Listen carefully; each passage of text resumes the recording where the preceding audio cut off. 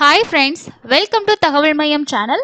இந்த வீடியோவில் நம்ம ரேஷன் கார்டு ரிலேட்டடாக வந்திருக்கக்கூடிய லேட்டஸ்டான ஒரு ப்ரெஸ் அப்டேட்டையும் அதை எப்படி வந்து அப்ளை பண்ணுறது அப்படின்றத தான் பார்க்க போகிறோம். நிறைய பேரோட ரேஷன் கார்டு வந்து மிஸ் ஆயிடுச்சு, இல்லைனா அட்ரஸ் சேஞ்ச் பண்ணியிருப்பீங்க, இல்லை ஏதாவது கரெக்ஷன் பண்ணியிருந்தோம் அப்படின்னா நம்ம பழைய ரேஷன் கார்டே தான் யூஸ் பண்ணிட்டு இருப்போம். புதுசாக ரேஷன் கார்டை நம்ம வாங்கணும் அப்படின்னா நகல் அட்டையை வந்து ஆன்லைனில் அப்ளை பண்ணிட்டு சம்மந்தப்பட்ட ஆஃபீஸில் போயிட்டு தான் நம்ம வாங்கிட்டு இருந்த மாதிரி ஒரு ப்ரொசீஜர் இருந்தது. இப்போ என்ன சொல்லியிருக்காங்க அப்படின்னா, நேத்து வந்த பிரஸ் ரிலீஸ்ல நம்ம ஆன்லைன்ல அப்ளை பண்ணிட்டு அதுக்கான பேமெண்ட்டையும் ஆன்லைன்லேயே பண்ணிட்டோம் அப்படின்னா போஸ்டல் மூலமா வீட்டுக்கு வந்து ஷேர் பண்ணிடுவாங்க அப்படின்ற ஒரு விஷயத்த சொல்லியிருக்காங்க. அதை பத்தின செய்தி வெளியீட்டையும் இதை எப்படி நம்ம ஆன்லைன்ல பேமெண்ட் பண்றது அப்படின்றதையும் தான் இந்த வீடியோல பார்க்க போறோம். ஸோ இந்த பிரஸ் ரிலீஸோட லிங்கை நான் டிஸ்கிரிப்ஷன்ல கொடுத்துருக்கேன், தேவைப்படுறவங்க செக் பண்ணிக்கோங்க. ஸோ இதுல என்ன சொல்லியிருக்காங்கன்னா, திருத்தங்கள் மேற்கொள்ளப்பட்ட அல்லது தொலைந்து போன குடும்ப அட்டைக்கு பதிலாக நகல் மின்னணு குடும்ப அட்டையினை குடும்ப அட்டைதாரர்கள் இணையதளத்துல விண்ணப்பித்து பெறும் முறை வந்து 2020 இருந்தே செயல்படுத்தப்பட்டு வருது. இணைய வழியில நம்ம அப்ளை பண்ணாலுமே அதற்குரிய தொகையை செலுத்தும் மீண்டும் திருத்தப்பட்ட அட்டையை பெறவும் விண்ணப்பதாரர் வந்து வட்ட வழங்கல் அலுவலகத்திற்கு செல்ல வேண்டியுள்ளது. தற்போது அந்த நடைமுறையை மாற்றி குடும்ப அட்டைதாரர்கள் நகல் குடும்ப அட்டையை பெற மண்டலம் அல்லது வட்ட வழங்கல் அலுவலகங்களுக்கு நேரில் செல்லாமல் இணைய வழியிலேயே பணம் செலுத்திடவும் அஞ்சல் வழியிலோட தங்களோட முகவரியிலேயே பெற்றிடவும் வசதி வந்து ஏற்படுத்தப்பட்டுள்ளதுன்னு சொல்லியிருக்காங்க. இதன்படி குடும்ப அட்டைதாரர் டிஎன்பிடிஎஸோட அபிஷியல் வெப்சைட்ல நகல் குடும்ப அட்டைக்கு விண்ணப்பிக்கும் போதே அட்டைக்கான கட்டணம் 20 ரூபாய் மற்றும் அஞ்சல் சேவைக்கான கட்டணமா 25 ரூபாய் சேர்த்து 45 ரூபாய் கியூஆர் கோடு இல்லைன்னா நெட் பேங்கிங் வழியா செலுத்தி அச்சிடப்பட்ட நகல் குடும்ப அட்டையினை அஞ்சலில் பெற்றுக்கொள்ளலாம் அப்படின்றதுதான் புதுசா அவங்க வந்து நடைமுறைப்படுத்தியிருக்காங்க. அதே போல வந்து அஞ்சல் வழியில அனுப்புறதுக்கான புரிந்துணர்வு ஒப்பந்தம் பரிமாறிக்கொள்ளப்பட்டிருக்கதாகவும் வந்து தெரிவிக்கப்பட்டிருக்கு. ஸோ கண்டிப்பா வந்து யார் யாருக்கெல்லாம் வந்து தொலைந்து போன அட்டையும் நகல் அட்டை வேணும்னு நினைக்கிறீங்களோ அவங்க ஆன்லைன்லயே நம்ம பேமெண்ட் பண்ணா நம்மளோட அட்ரஸ்க்கு வரும்னு சொல்லியிருக்காங்க. பட் எத்தனை நாள்ல வரும் அப்படின்றது தெரியாது. இப்போதைக்கு இதுக்கான பேமெண்ட்டை நம்ம செலுத்துறதுக்கும் சரி, ரேஷன் கார்டு வாங்குறதுக்கும் சரி, வட்ட வழங்கல் அலுவலகத்துக்கு நேர்ல போக வேண்டிய அவசியம் இல்லைன்னு சொல்லியிருக்காங்க. ஸோ இது எப்படி நம்ம பேமெண்ட் பண்றது அப்படின்றத டீட்டெயிலா பார்க்கலாம். இதுதான் டிஎன்பிடிஎஸோட அஃபீஷியல் வெப்சைடு. இந்த வெப்சைட்ல நம்ம லாகின் பண்ணி தான் நம்மளோட கார்டு வந்து பார்த்தீங்கன்னா அப்ளை பண்ற மாதிரி இருக்கும். சப்போஸ் வந்து உங்களுக்கு மொபைல் நம்பர் லிங்க்ல இருக்கிறது யூஸ்ல இல்லைன்னா நம்மளால பண்ண முடியாது. கண்டிப்பா ஆன்லைன்ல பண்றதுக்கு ரேஷன் கார்டு கூட லிங்க்ல இருக்க அந்த மொபைல் நம்பர் உங்க கையில இப்போ ஆக்டிவா இருந்தா மட்டும்தான் பண்ண முடியும். இதுல நகல் மின்னணு குடும்ப அட்டை அப்படின்றதுக்கு கீழே நகல் மின்னணு குடும்ப அட்டை விண்ணப்பிக்க அதோட அப்ளிகேஷன் ஸ்டேட்டஸ் அப்படின்னு கொடுத்துருப்பாங்க. ஜஸ்ட் நம்ம வந்து இதுல லாகின் பண்ணியும் பண்ணலாம், இல்லைன்னா இந்த ஆப்ஷனை கொடுத்துட்டு நம்ம பண்ணிக்க முடியும்.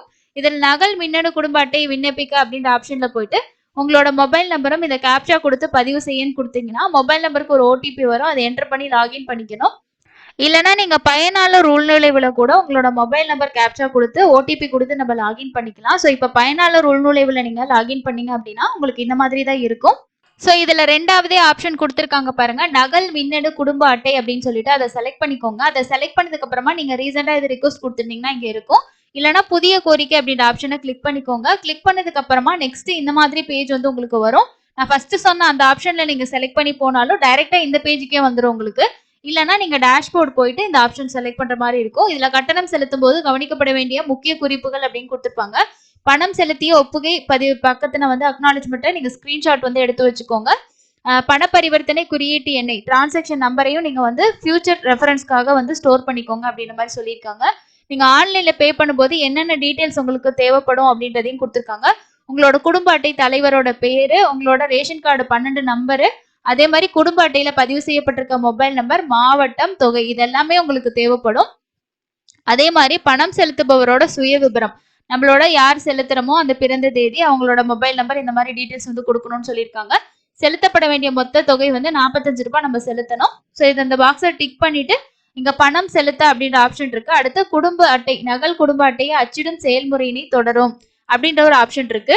இப்போ நகல் குடும்ப அட்டை நீங்க கொடுத்தீங்கன்னா நெக்ஸ்ட் உங்களுக்கு இந்த மாதிரி பேஜ் வந்து வரும். இதுல வந்து கீழே அப்படியே நம்ம ஸ்க்ரோல் பண்ணோம் அப்படின்னா இங்க வந்து நம்ம மறுபதிப்புக்கான கோரிக்கை வந்து எதுக்காக அப்படின்னு சொல்லி கேட்டிருப்பாங்க. ஒன்று வந்து தொலைஞ்சிருச்சு அப்படின்றதுக்காக, இன்னொன்று வந்து அட்டை பிறகு சப்போஸ் நம்ம அட்ரஸ் சேஞ்ச் பண்ணியிருப்போம், இல்லைன்னா வேற ஏதாவது சேஞ்சஸ் பண்ணியிருப்போம். அந்த சமயத்துல நம்ம அதோட காரணத்தை இங்க தெரிவிக்கலாம். இங்க வந்து கட்டணம் குறிப்பு விவரங்கள் அப்படின்னு சொல்லி கொடுத்துருப்பாங்க. இதுல வந்து குறிப்பு எண், தேதி, அதே மாதிரி தொகை இருக்கும். கட்டண நிலை ஸ்கிரீன்ஷாட், அதாவது நம்ம பே பண்ண அமௌண்ட் இருக்கு இல்லையா, அந்த அமௌண்ட் வந்து ஸ்கிரீன்ஷாட் எடுத்து இங்க அப்லோட் பண்ணி தான் நம்ம வந்து சப்மிட் வந்து பண்ணணும். ஸோ ஃபர்ஸ்ட் வந்து நீங்க பேமெண்ட் வந்து பண்ணிக்கணும். ஸோ ஃபர்ஸ்ட் பேமெண்ட் பண்ணணும் அப்படின்றனால இந்த பணம் செலுத்த அப்படின்ற ஆப்ஷனை கிளிக் பண்ணிக்கோங்க. கிளிக் பண்ணதுக்கு அப்புறமா உங்களுக்கான பேமெண்ட் பேஜ் வந்து ஓப்பன் ஆகும். இப்போ பேமெண்ட் பேஜ்ல நமக்கு வந்து ஃபர்ஸ்ட் நம்மளோட டீடைல்ஸ் எல்லாமே வந்து கொடுக்கணும். இதுல ஆன்லைன் பேமெண்ட் அப்படின்ற ஆப்ஷன் இருக்கும். உங்களோட கார்டு ஹோல்டரோட நேம் வந்து இந்த பாக்ஸ்ல என்டர் பண்ணணும். உங்களோட ஸ்மார்ட் கார்டு நம்பர், உங்களோட registered mobile number with ration card number enter பண்ணிட்டு உங்களோட டிஸ்ட்ரிக்ட், இதுல அமௌண்ட் வந்து கொடுத்துருப்பாங்க. அதே மாதிரி நம்ம என்டர் யுவர் டீடைல்ஸ், அதாவது இண்டிவிஜுவல் பே பண்றோமா இல்லைன்னா ஆர்கனைசேஷனான்னு கேட்டிருப்பாங்க.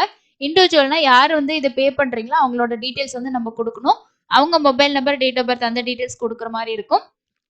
அதுக்கு அடுத்தது இந்த பாக்ஸ்ல இருக்க டேர்ம்ஸ் அண்ட் கண்டிஷனை அக்ரி பண்ணிட்டு கீழே இந்த மொபைல் கேப்சா கொடுத்துருக்காங்க பார்த்தீங்களா, இந்த கேப்சா நம்ம வந்து என்டர் பண்ணிட்டு நெக்ஸ்ட் வந்து கொடுத்துக்கணும்.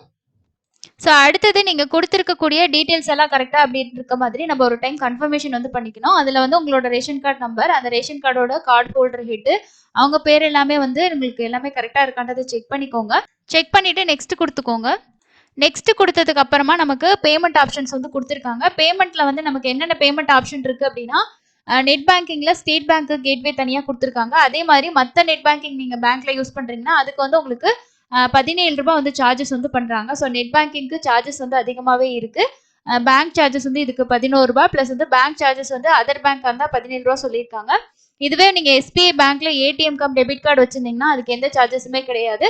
அதர் பேங்கோட டெபிட் கார்டு இருந்துச்சுனாலும் உங்களுக்கு அடிஷனல் சார்ஜஸ் எதுவுமே கிடையாது. இதுவே நீங்க வந்து ப்ரீபெய்ட் கார்ட்ஸ், ரூபே அந்த மாதிரி கார்ட்ஸ் நீங்க வச்சிருந்தீங்கன்னா அதுக்கும் பேமெண்ட் வந்து உங்களுக்கு இருக்கு. அது இல்லாம நீங்க யூபிஐ யூஸ் பண்ணி பே பண்ணீங்கன்னா யூபிஐக்கு எந்த சார்ஜஸுமே கிடையாது. ஸோ பிரான்ச்ல பண்றது அதே மாதிரி நிறைய ஆப்ஷன்ஸ் வந்து கொடுத்துருக்காங்க. ஸோ இதுல உங்களுக்கு எந்த ஆப்ஷன் சூட்டபிளா இருக்குமோ ஸோ அந்த ஆப்ஷன் வந்து செலக்ட் பண்ணிக்கோங்க. ஸோ நான் வந்து டெபிட் கார்டு தான் கொடுத்துருக்கேன். ஸோ அதுக்கப்புறம் இந்த பேஜில் வந்து நம்ம கார்டோட டீட்டெயில்ஸ் எல்லாம் வந்து என்டர் பண்ணிட்டு அந்த அமௌண்ட் வந்து பே பண்ணணும். ஸோ நம்ம பே பண்ணதுக்கு அப்புறமா நெக்ஸ்ட் உங்களுக்கு இந்த மாதிரி ஒரு அக்னாலஜ்மெண்ட் வந்து வரும். அதை வந்து நம்ம பிரிண்டும் எடுத்துக்கலாம், டவுன்லோடும் எடுத்துக்கலாம். ஸோ இதை வந்து தான் நம்ம வந்து அப்லோட் வந்து பண்ணி தான் நம்மளோட அப்ளிகேஷனை சப்மிட் பண்ணுற மாதிரி இருக்கும். அதனால இதை டவுன்லோட் ஆப்ஷனில் போயிட்டு டவுன்லோட் வந்து பண்ணிக்கோங்க. இப்போ நம்ம திரும்பவும் நம்மளோட டேஷ்போர்டுக்கு வந்துட்டு அதில் நகல் அட்டை அப்படின்றத கிளிக் பண்ணிட்டு நம்மளோட ரிக்வஸ்ட் வந்து சப்மிட் பண்ணணும். இதில் போயிட்டு உங்களோட குறிப்பு எண்ணில் நம்மளோட இந்த பேமெண்ட் காப்பியில் இருக்கும் பாருங்க. இங்க டாப்ல வந்து ரெஃபரன்ஸ் நம்பர் அப்படின்னு சொல்லி கொடுத்துருக்காங்க இல்லையா, இந்த ரெஃபரன்ஸ் நம்பரை தான் நம்ம அங்கே வந்து என்டர் பண்ற மாதிரி இருக்கும். அதுக்கு அடுத்தது நம்ம என்னைக்கு பே பண்ணமோ அந்த டேட்டு, அதே மாதிரி நீங்க பே பண்ண அந்த ரெசிப்டை வந்து இந்த இடத்துல ப்ரௌஸ் பண்ணி அப்லோட் பண்ணணும். இதுல வந்து நீங்க ப்ரௌஸ் பண்ணிட்டு அப்லோட் பண்ணிட்டு இந்த இடத்துல பதிவேற்று அப்படின்ற ஆப்ஷனை கிளிக் பண்ணிட்டு இந்த பாக்ஸை டிக் பண்ணிட்டு அதுக்கப்புறம் தொடர அப்படின்னு கொடுத்துக்கோங்க. தொடரன்னு கொடுத்ததுக்கு அப்புறமா உங்களுக்கு லோட் ஆகிட்டு நெக்ஸ்ட் வந்து உங்களோட கோரிக்கை வந்து வெற்றிகரமாக சமர்ப்பிக்கப்பட்டுள்ளது அப்படின்னு சொல்லியிருக்காங்க. ஸோ இந்த ரெஃபரன்ஸ் நம்பரை நோட் பண்ணி வச்சுக்கோங்க. இதுல தான் நம்ம போயிட்டு நம்மளோட கார்டு வந்து என்ன ஸ்டேட்டஸ்ல இருக்கு அப்படின்றத பார்க்க முடியும். இப்போ இந்த பேமெண்ட் வந்து ஆன்லைன்ல பே பண்ற ஆப்ஷன் கொண்டு வந்திருக்காங்க. ஸோ ரொம்ப சிம்பிளா தான் இருக்கு. ஜஸ்ட் எத்தனை நாள்ல வரும் அப்படின்றத நம்ம இதுல ட்ராக் பண்ணி செக் பண்ணாதான் நமக்கு தெரியும். ஸோ இதுதான் புதுசா வந்து அவங்க கொண்டு வந்திருக்கக்கூடிய புதிய அப்டேட்டா இருக்கு. ஸோ உங்களுக்கும் ரேஷன் கார்டு வந்து டூப்ளிகேட் அப்ளை பண்ணணும் அப்படின்னா இந்த மாதிரி ஆப்ஷனை யூஸ் பண்ணி அப்ளிகேஷன் வந்து பண்ணிக்கோங்க. அதுக்கப்புறம் இந்த ரெஃபரன்ஸ் நம்பரை வச்சு உங்களுக்கு என்ன ஸ்டேட்டஸ் அப்படின்றதையும் செக் பண்ணி பார்த்துக்கோங்க. இதுக்கப்புறம் எனக்கு எத்தனை நாள் ரிசீவ் ஆகுது அப்படின்னு சொல்லிட்டு நான் பார்த்துட்டு உங்களுக்கு வீடியோ வந்து அப்டேட் பண்றேன். ஸோ மேபி நிறைய பேருக்கு இந்த அப்டேட் கண்டிப்பாக யூஸ்ஃபுல்லாக இருக்கும் அப்படின்னு நான் நினைக்கிறேன். ஸோ இன்னொரு யூஸ்ஃபுல்லான அப்டேட்ல மீட் பண்ணலாம். தேங்க்யூ.